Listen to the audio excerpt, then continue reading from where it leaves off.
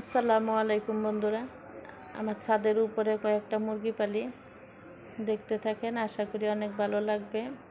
মাশাআল্লাহ দিলে মুরগিগুলো দেখতে অনেকটা সুন্দর। আলহামদুলিল্লাহ, আমি এই মুরগিগুলো বড় করতেছি ডিম পাড়ার জন্য। মুরগিগুলো যখন আবার ডিম পারবে আপনাদের সাথে শেয়ার করব। মুরগিগুলো দেখতে কেমন লাগে কমেন্ট করে জানাবেন।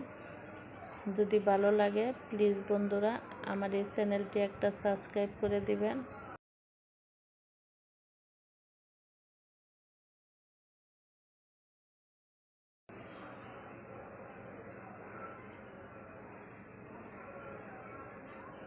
ভালো থাকবেন, সুস্থ থাকবেন। আল্লাহ হাফেজ।